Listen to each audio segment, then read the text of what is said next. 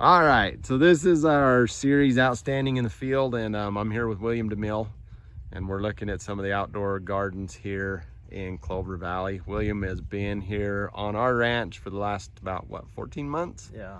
Approximately, and he's done some amazing things. I wanted to introduce him to all of you and talk a little bit about what he does, why he does it. So I guess first of all, just kind of introduce yourself, William, and who you are, and then we'll kind of ask some questions and go through this little interview and then look at some of the results that you've got here. Okay, great. So I'm William DeMille. I've been farming all my life, mostly in the gardening world, but I've worked on big farms and ranches as well. I love to raise my own food. I love to cook it.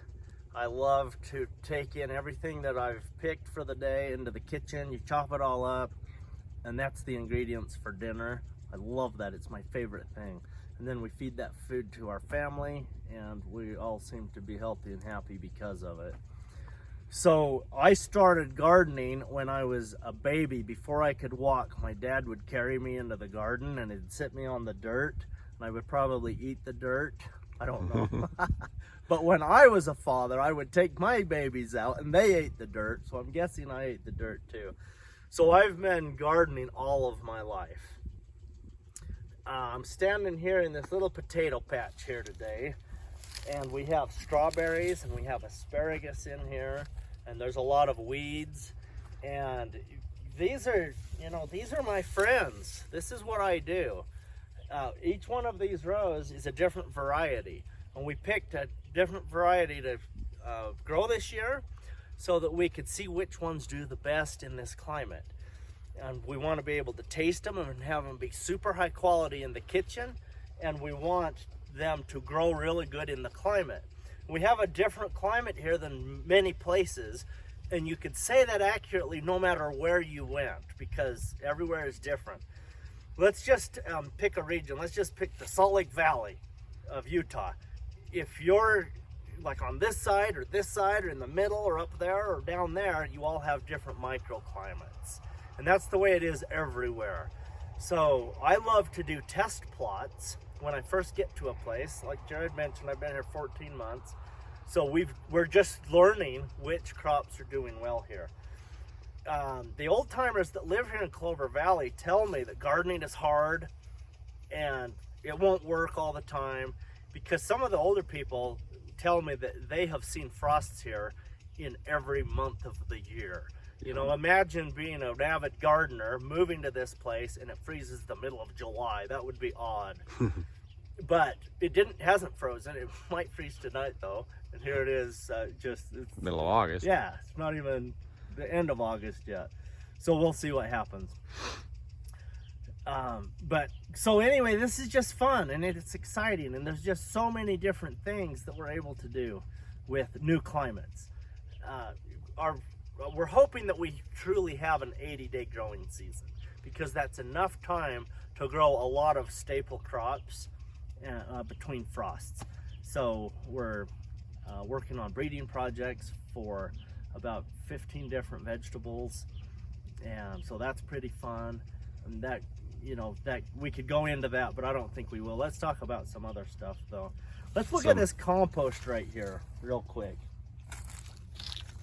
So I'm actually taking a class from Elaine Ingham. She's probably the top soil scientist in the world. I'm doing an online class with her, and we're building compost. So I get online with my mentor, and we talk about the compost. I have paperwork on each one of these piles. See, this one says number 2, because this is pile number 2, and so there's paperwork that goes with each one of these. And what does that indicate? The paperwork would just like start dates and... Yeah, so there's 2 papers. One paper is the materials that went into it. So we know exactly what our ratios were of the different kinds of materials that were in there. The fungal food, the bacterial food that went into it. And then the other sheet is just a daily temperature chart. We track the outside temperature every day, what the ambient temperature is, and then the temperature inside of each pile. So when the temperature gets just right, we'll turn these, and on these ones, we've been turning them about 5 times before they cool off and they go out of the thermophilic stage. And then every morning we come out here and we sprinkle them. And if you look closely, see this mass that's being lifted up? It's a big old mushroom right here. But this what does that indicate? What are you? So why are you excited about that? So this is awesome because we're growing fungus in here. See as we come down. Okay, there's a whole bunch of little ones there. So this one dried up from this morning. This was up and it looked like that this morning. This one's coming up now. Those ones right there will look like this tomorrow morning. And then by night, it'll be shriveled up. But we're growing a lot of fungus and we're growing a lot of different kinds of fungus. And that is an awesome thing because if you're gonna grow good crops in the most healthy way, people usually think if they hear the word organic, it means the most healthy crop. Organic is like the place to start. That is the foundation, that is the bottom. If it's not organic, then it's below acceptable. So organic is the very bottom place, and then you can go up the ladder of getting better and better and better. And when you're building topsoil, normally we call that regenerative agriculture because we're regenerating the topsoil. And so that is way up here somewhere. Okay. But there's all these steps you can take to get really good. And by growing a fungal compost like this, then we're gonna be building topsoil. And the neat thing is this, one little pile right here, it's like almost 4 feet high, about 3 feet across. This is enough compost to inoculate around 400 to 500 acres with a compost tea with all of the microbes that they need to be really healthy. And so that's super awesome and wonderful. And so this is a new science that I'm learning. I've been gardening and making compost all my life, but to be able to talk about what each of the soil microbes do is a new thing for me. And it's so exciting because now we can see the chemical reactions that are happening in the soil, and we know why they're happening, and we know which organisms are doing which thing, making the different forms of nitrogen, and they're releasing all of the trace elements from the sand, silt, and clay and bedrock, and they're making all that available for the plants. So no longer do we need to purchase any fertilizer at all. We just picked potatoes today. I think we're up to like 600, 400, 500, 600, I forgot. How many total pounds is it, Enoch? 750 pounds today over the last 3 or 4 days. And that was with no herbicide, no pesticide, no fertilizer at all. We just grew it on pretty good ground that used to be a feedlot, so there's a lot of organic matter in there. And then we took a compost extract. We didn't really make a tea out of it.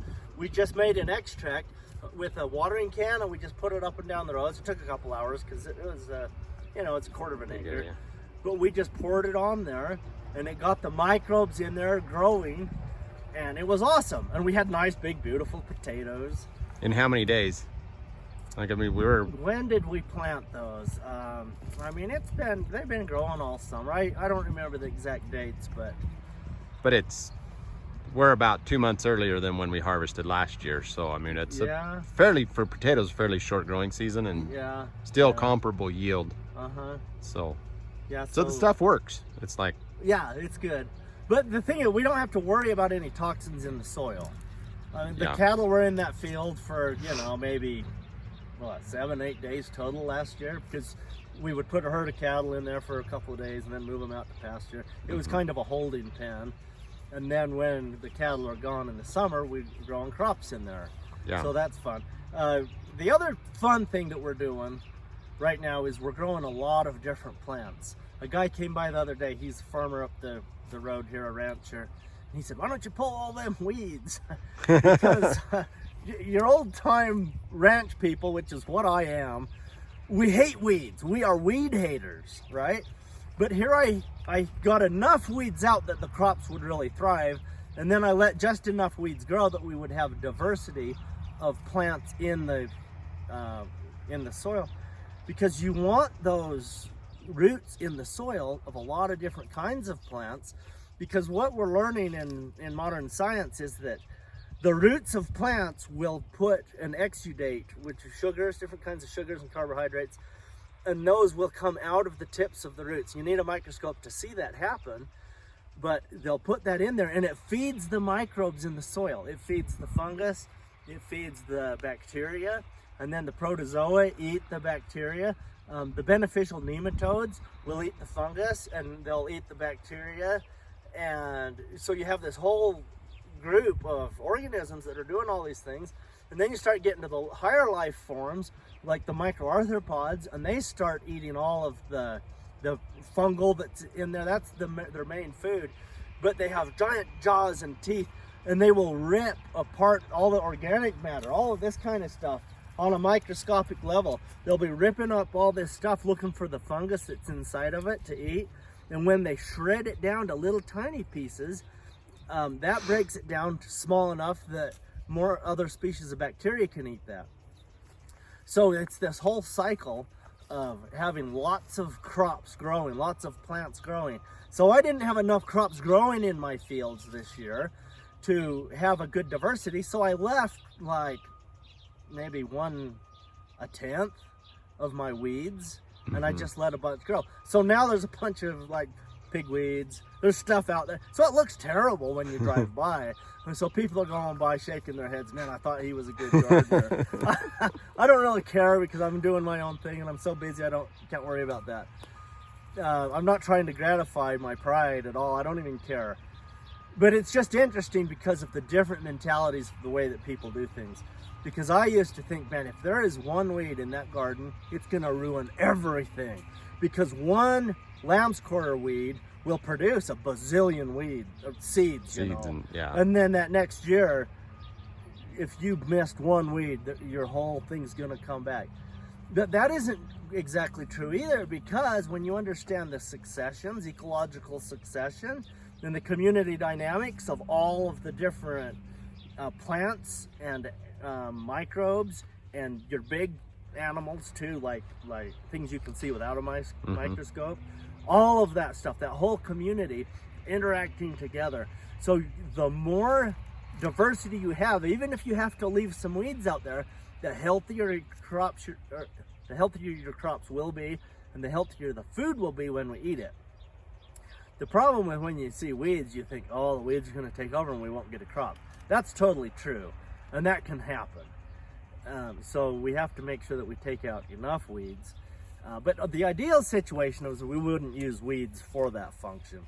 We would be planting more crops. So we have a garden just right here. We can see the sprinkler going here. Over there a ways. And there's some corn in there. There's a few sunflowers. Most of it is potatoes and beets and green beans. So what I did is I planted my potatoes about 5 feet apart, which is pretty wide. But then, see, these ones here are about 5 feet apart. Some of those might only be about 4 feet, but I didn't measure, I didn't run a string. I just got out there with a drill and an auger, and I just drilled holes through the field. So some of it's not very pretty. Then we just dropped potatoes in, and that was it. It was super simple. We didn't till it up. We didn't do a lot to prepare. And then between the rows of potatoes, I planted green beans, and then in another section between the potatoes, I planted beets. And so that gave us some diversity, but it wasn't as much diversity as I think it needs. Because for a microbe to travel from a row of plants here to a row of plants that's here, 16, 18 inches apart, that's a long ways for a microbe to go. Can they go that far? I don't know enough about it to know. I don't think they're traveling, really. What they're wanting to do is attach to a particle and just live their life in a very small space. And then as they multiply, it spreads with multiplication, but I don't think they're traveling a lot. So diversity is pretty key to growing nutrient dense crops. And yeah, for sure. Yeah. So I'm excited, in a couple of years after we get this like to a mid succession and our weeds aren't coming up. When you have a lot of those early succession weeds coming up, you know that your soil is selecting for like an early succession. It's naturally trying to heal the land because it thinks a catastrophe happened. And so if I go out there with my 200 horsepower John Deere tractor and I just disc up the fields, that's a catastrophe, ecologically speaking. Mm-hmm. That's a big catastrophe. So so the nature's going to compensate yeah, and send in its first responders, which are the weeds. Yeah. So here's one right here. This is lamb's quarters. This is a first responder. See the size of that root system? Pretty small. See the size of the top? Pretty big. Although this one's kind of stunted because I keep pulling them through here. But if we went over there, there's some that are taller than me. Mm-hmm. They're a good 6 feet tall. But this is telling me early succession. And the reason it does this is because there's more nitrite in the soil, which tells me there's more bacteria and there's very little fungus in the soil. So what I've done to fix that, because we want a balance, we want the same amount of fungus and bacteria. So I covered this with hay. This is just old hay that the cows, they ate it all down from a big round bale and there was just a little bit left, and we gathered it up and brought it up here. So there's some cow manure in here. Here's a piece right here. And then there's the older hay that they laid on and they peed and pooped all over it. They weren't going to eat this. Yep. And so this was left over and we just brought it in here and scattered it on the ground. Here again, I didn't till this. And you can see plants coming up here. Okay, so here's a clover. Here's that's an elongated leaf. That might even be an alfalfa. It's got the 3. Looks more like an alfalfa. We have grass. These are more mid-succession plants, not so much early succession. Some dandelion. Yeah, there's some grasses. Dandelion. So we have forbs and there's forbs and legumes. There's a curly dog. We have forbs, legumes, grasses. I haven't seen anything besides those 3 groups here. But see, okay, so here's a row of potatoes right here. And then on this side, this is how that looked. And I just took the lawnmower through it and I mowed it down because this was covered with cabbages and broccoli and cauliflower. And and onions were here. And so we harvested that stuff and then I mowed it down and then I put this on top. And as this is coming through, this will just grow up into a big pasture if I don't do anything else. But what I'm going to do is I'm going to just keep mowing it and then I'll add more of this stuff on. And it will, eventually, it'll kill this grass out if we cut out the light. But see, freezing weather's coming. I'm not super worried about it. Next spring, we'll put more on. And plant into it. Yeah, and then we'll just plant into it. So we'll never kill this. What we'll do, we'll just make a hole like this. We'll take a transplant that's in a little pot. We'll just stick it in the ground, and then we water it, and it takes off. Okay. Now, if we look in this greenhouse here, I've pulled a total of 7 weeds out of here. That's it. And so tell us about this greenhouse. Like you said, our growing season is 80 days approximately. Are you extending the growing season? Yeah, I'm trying to extend the growing season here just a little bit, but not a lot. Mostly we have a pretty cold summer here. A lot of the nights get down to 50 degrees here in the summertime. So I'm growing warm weather crops in here that want to be above 50 degrees at night. So we extend the season by weeks with this, not months. I mean, we might go 8 weeks. Okay. Extension, but it's not like we're growing year round at all. So this will come out in the fall. It'll be dormant. Yeah. You'll put it to bed for the winter and then start again. Right. Potentially earlier than outside, but not in January. For sure. Okay. And so where you saw over there where we just were, where I put the hay down, I did the same thing here, except the hay was it was a good 18 inches to 2 feet thick, and it kind of compacted down just from gravity and it watering it, because I sprinkled it in here. It packed down pretty hard, packed to about 8 inches. And I've only pulled like 8 or 9 weeds in here. And see, you can see there's a tall lamb's quarters there. There's probably 20 along the edge there. And there's 2 or 3 up there. So I could have picked more weeds, but there's only like 50 weeds total. Yeah. So I didn't really weed this because I didn't need to, because none of them grew. Everything else that's growing in here, there's cucumbers, cantaloupes, winter squashes in here. Okay. And then there's, see, we're gonna get some things. There's a little cantaloupe right here. So, and there's another one right there. And we picked some cucumbers here. I sent some with your wife this morning. And so stuff is growing and it's working. And we put so much of that hay in here that the weeds couldn't grow. Mm-hmm. And there was no weed seeds in the hay because it was out there and the cattle ate it. And it was in the elements. And so any weed seeds, they would have already sprouted, which they did. And so when you planted, did you plant down through the hay, through the mulch into the soil, or did you plant in the mulch? Just in the mulch. Okay. So a lot of this, the little pots were just right on top of the soil. Uh-huh. So I just moved the mulch back. So Okay. it would have looked like this. So right along the drip line here, I just pulled the mulch back. And it was easier before because, see, now it's all turning. It's to soil. It's going mud. Yeah, turning to soil. But I just made a little hole like that, set the plant in there, and kind of pushed the hay around it, and that was it. Awesome. So that's so it was easy. So it was very little work. So you figure we probably 80 days, now we're over 100, maybe 120 days, possibly. Time will tell. Yeah. Okay. Yeah. We'll just see. But this is the kind of stuff I love doing. I love always trying to do something new and figuring out something that works. Yeah. So this has been fun because we're in a challenging climate here. There's some really great gardeners in Clover Valley. So I've met the neighbors, over the last year since I've been here, and there's some beautiful gardens being produced. But everybody is growing things that, have a very short growing season. Mm-hmm. So if they're growing corn, they have to grow like a 65, 75 day maturity. So they're limited by only, there's only 10 or 15 varieties out there they can even try to grow, the very, very early ones. Because a lot of corn is 100-day corn, and you simply couldn't grow that here. Yeah. Because it's too cold, too long.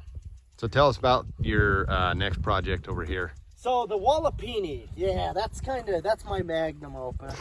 This is the coolest project I've ever done. So I've built about 30, 40 greenhouses in my life. I still don't know, I haven't counted it up. But this is fun. So Jared called me. The reason I'm here is because our cameraman, Jared, here today, he called me on the phone.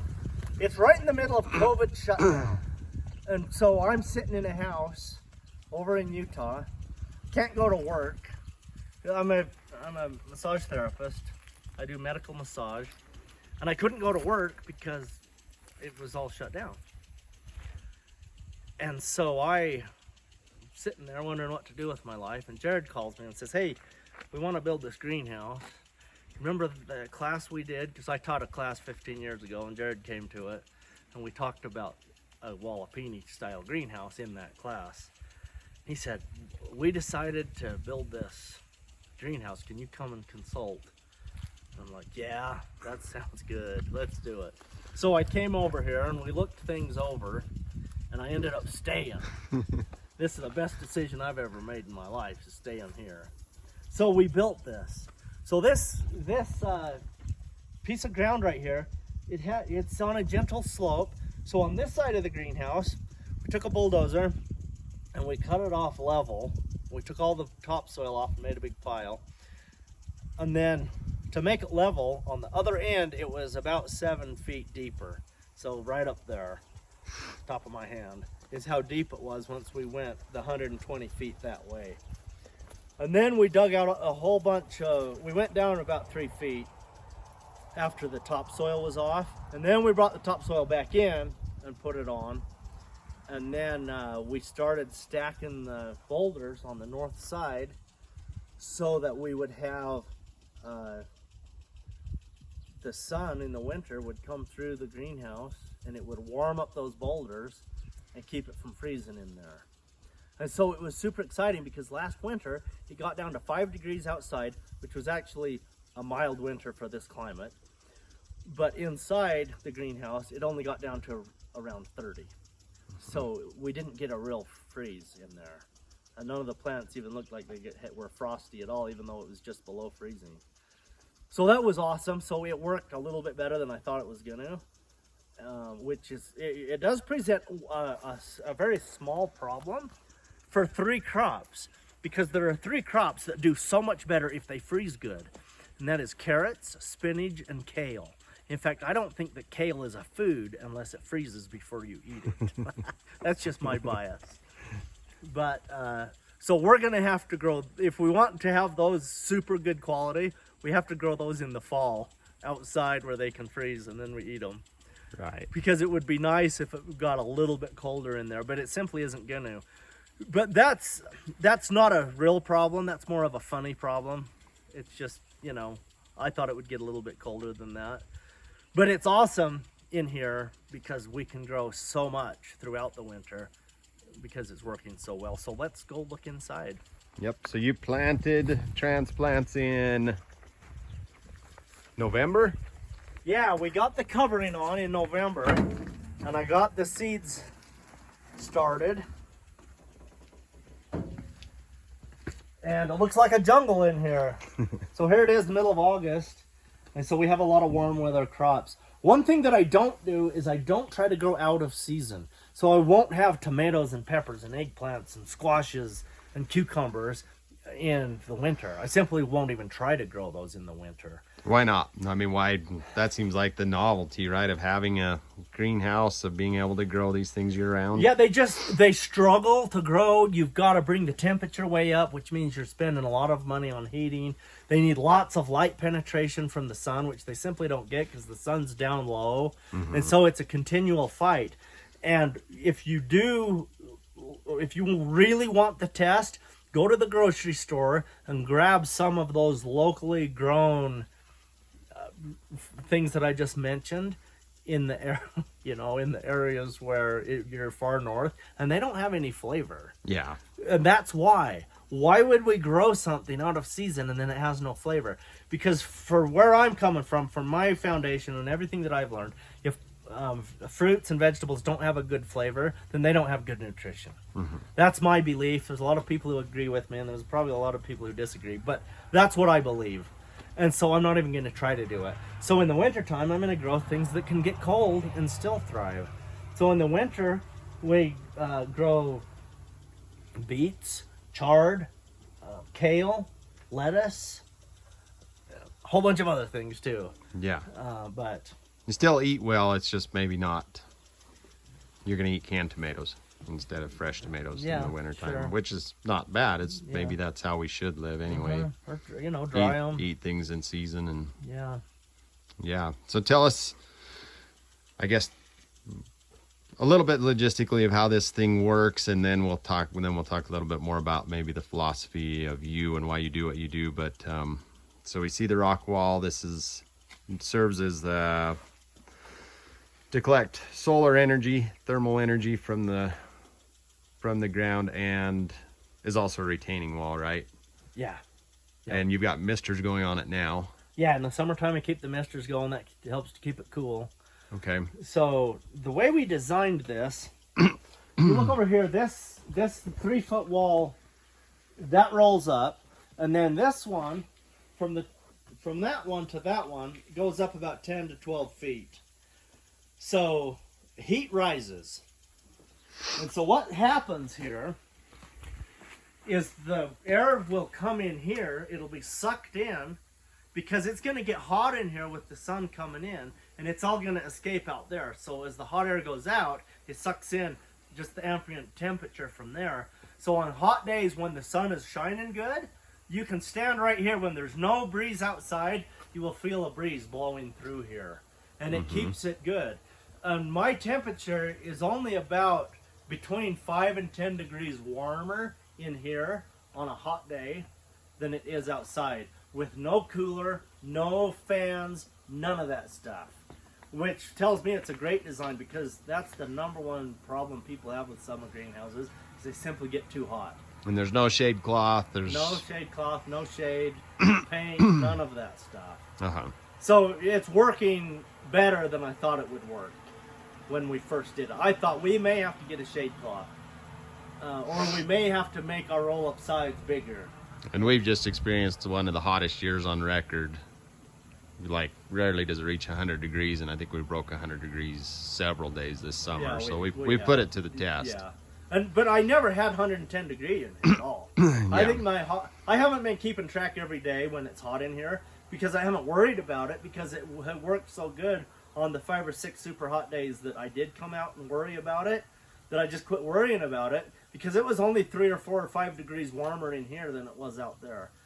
You know, I think one day I had maybe 7 degrees hotter in here than outside. Well, that's nothing, because with a lot of greenhouses you can get 25 to 40 degrees warmer, and if you have a 100-degree day out there and it's 40 degrees warmer in here, everything's dead. Cooked. Yeah. Which is not a problem, because I haven't had a problem with any hot weather in this greenhouse at all.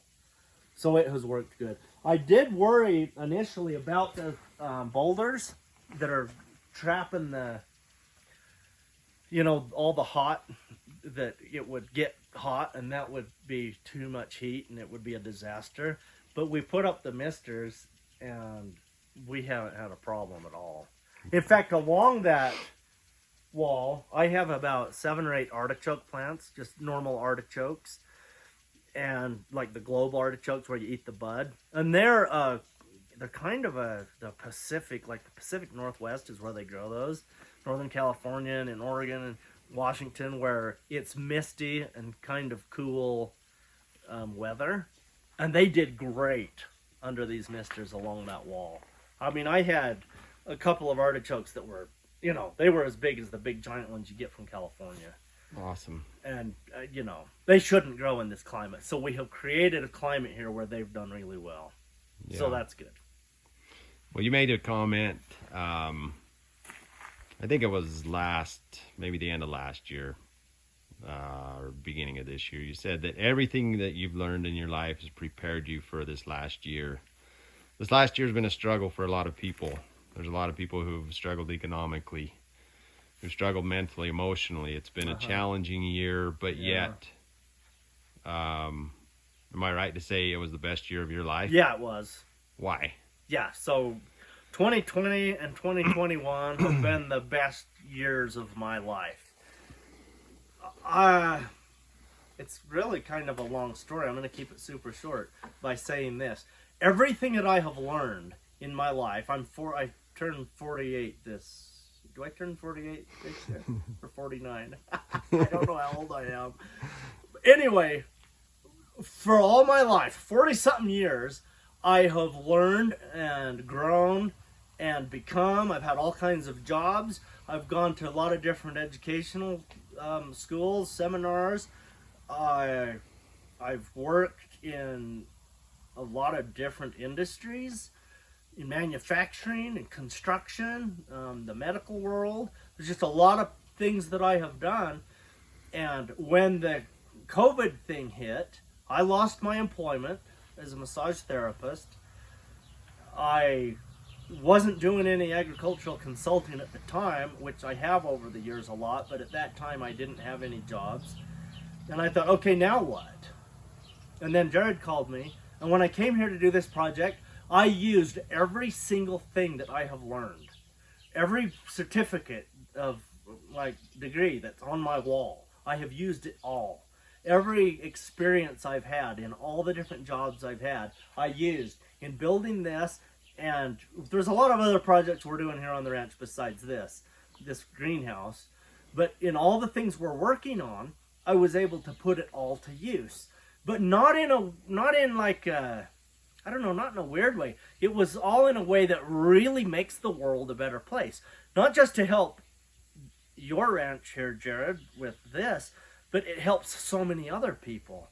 I have my Patreon channel where people pay a subscription to learn about gardening. And I have a lot of people on there who have been excited to be able to see this. And they're incorporating things that we're doing here into their own gardens. And gardening is kind of on the comeback with this COVID thing. It's not just a hobby that old people do anymore. Families are embracing gardening now because they don't know what the future's going to be. And a lot of people are worried. A lot of people are just saying, you know what, let's get really healthy because there's unhealthy things in the world that we don't understand, and they believe that gardening is a way to get healthy because you can grow healthy food. So I've been able to help a lot of people with that.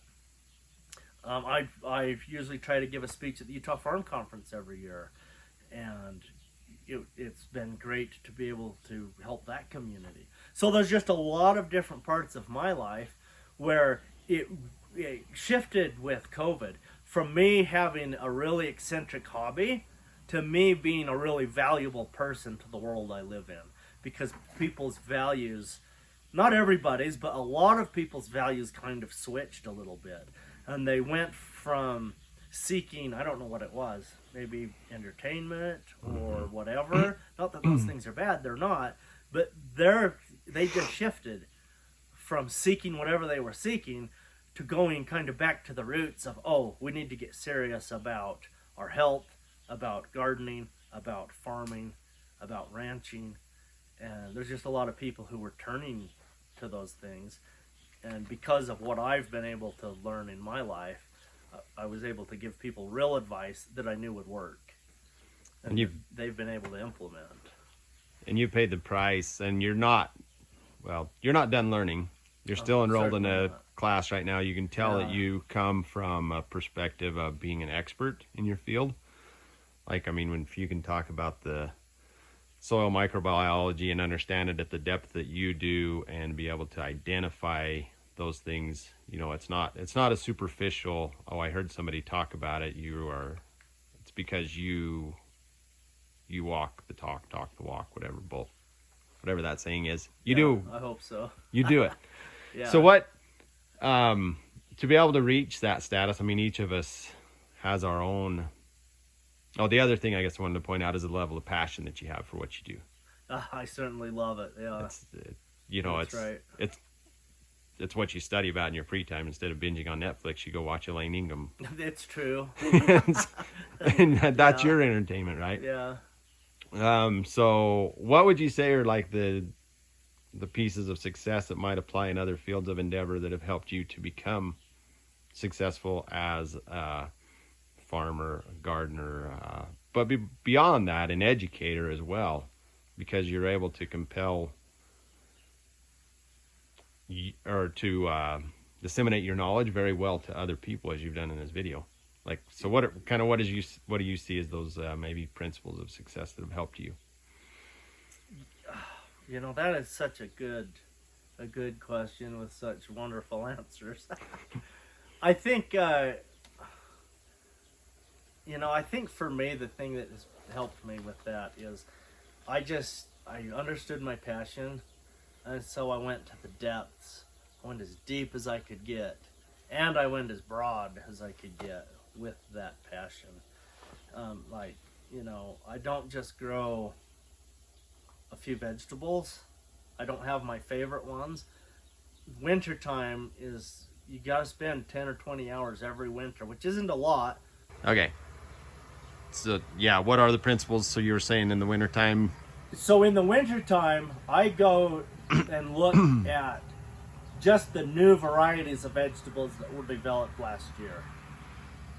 Okay, 20, 30 hours of that, just for that one thing. But there's a lot of things that I will do that with. So you got to go wide in your passion, and you got to go deep.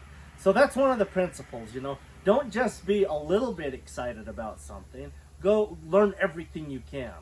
And what I mean by wide and deep is you can learn a little bit about a lot of things. That's wide. Or you can learn a lot about one thing. But you need to go wide and deep on all things, And if that drives you nuts, then it's probably not your passion. So I think the number one principle that has worked for me is make your life about your passion. So I'm a pretty good mechanic. I can fix things on the ranch. I can work on my own cars and that kind of thing, but that's not my passion. I can do it. I have a skill for it. I enjoy it. But I don't spend any time learning about the new innovations in mechanics and in cars and engineering. That's not my thing. And if I did spend time on that, I wouldn't really enjoy it. Mm-hmm. But if it has to do with agriculture, if it has to do with the soil, if it has to do with the sun going across the sky, everything that involves agriculture, I love that stuff. And since I'm so interested in it, I've identified that as a passion. So, you know, instead of just dabbling in the, you know, a lot of things I'm interested in, I try to go deep too. Yeah. How do you find like because even though you're passionate about it, I'm sure it takes a level of discipline and work, like to go through the laying income classes. Those are deep. It's hard. It's hard. How do you? It's hard. What keeps you in it when you reach that level of hard? You're talking about when I reach a roadblock, why don't I quit? Yeah. Good. Well said. I think I've just reached a point in my life, probably 15, 20 years ago. I reached a point where I knew that, okay, this is just a roadblock, and it's going to take some hard work and some push to get past that. Mm-hmm. And once I'm past it, I'll know it and I'll have it and it's mine. And so I've just learned, you just do that. It's just like long distance running. You see these athletes who do long runs, you know, marathons and stuff. Well, the first 2 or 3 miles, it's hard. But then you get to a place and they have a term for it. I don't know what it's called because I'm not a runner. But they get past that point, and then they can run for miles and miles and miles, and they're not getting more tired. Mm-hmm.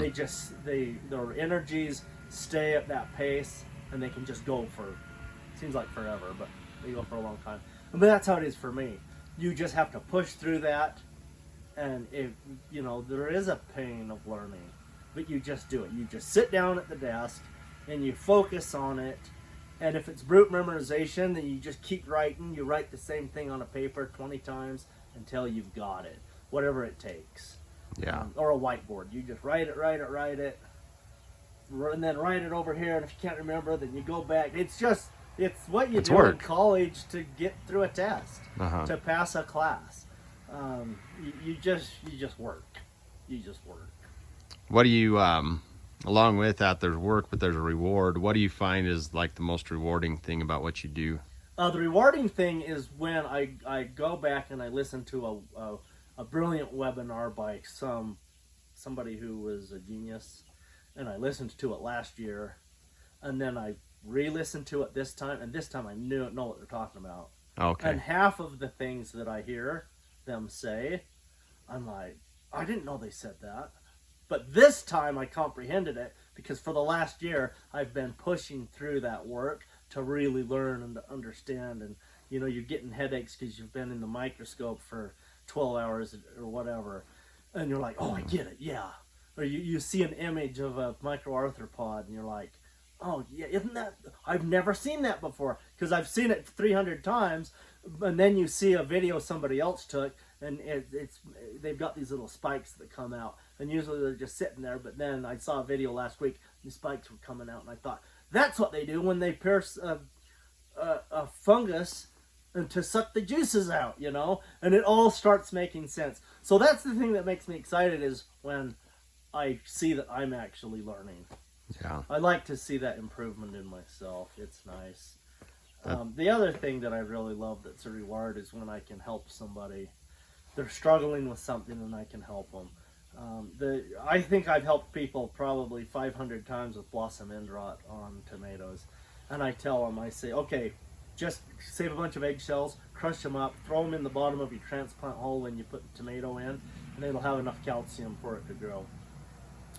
I've had people do that because they say, we always get that stupid black spot on the bottom of the tomato, and it's this horrible disease. And well, okay, listen to this. First of all, it's not a disease. Second of all, it's a calcium deficiency.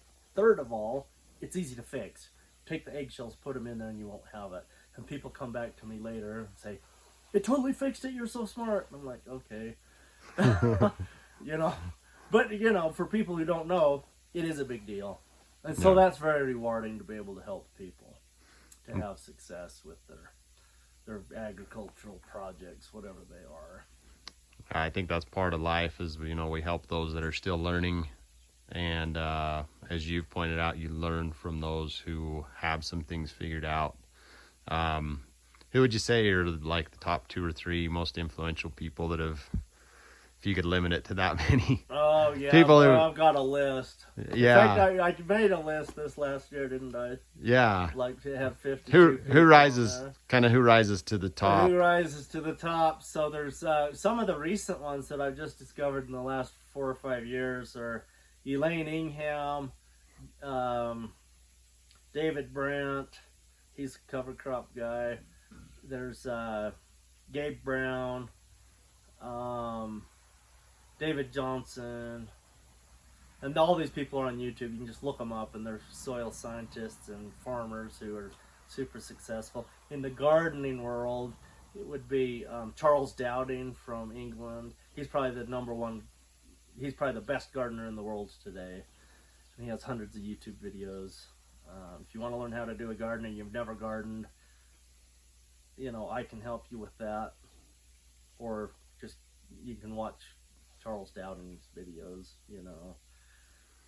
But there, and then, you know, the older generation, there's, I think one of my biggest inspirations of all time is Brown. What's his name? Can't think of his first name. But he was like 200 years ago, he was a landscape architect in England. And most of the parks and estates that he designed and put in place, they're still there today. Imagine a landscape that you built 200 years ago, and it was so beautiful and wonderful, nobody has changed it. You know, awesome. He was doing something right. So that's very, but I think his first name was Lancelot Brown. Okay. His nickname is Capability Brown. Because he had this saying, he'd go get excited about somebody's property, and he said, "This place has great capabilities." And that was his thing that he would say. Awesome. So that was, but he's the ancient guy that probably has influenced me the most. But my grandma, on both sides, they were very inspirational. I think sometimes we overlook the people who are close to us, and we're always looking for somebody with a great big PhD or something to idolize. But my grandmothers, they were both avid gardeners. They were good at what they did. They were excellent cooks with the things that they had, and they had limited resources. They were poor people eking out a pioneer existence, you know, in the Mojave Desert down there, St. George, Utah, you know. It's right on the border of the Mojave. It's a rough place to make a living, and 90% of the food they ate is what they raised. By the time I came along, there were obviously ways to buy food. There were grocery stores and stuff, but a lot of what we produced was still just the old way of doing it. Yeah. Probably the last question, I guess, would be just, you know, you mentioned that you do like to help people, that you, that's important to you. You find a lot of satisfaction in doing that. How do people get a hold of you, and what's the best way to be able to engage with you in their endeavors of growing things? Okay, so I have a Patreon channel, which is like saying Facebook, except people just pay a fee, and then they can access all my videos. I have over 150 videos of how to grow food to help you have the best garden you can possibly have. And you can sign up for $8 a month. You can get access to all my videos. You can ask me questions. I'll make videos to answer your questions. And that's just patreon.com/William DeMille. Okay. I'm gonna put that. That's the place to go to. I'm gonna put that link in the with the video also. Yeah, perfect. So, okay. Well, awesome. Well, thanks, William. It's awesome to talk to somebody who has so much passion, finds so much pleasure, and has such a depth of knowledge as you do in what you do. Thank you. Appreciate it. It's been fun.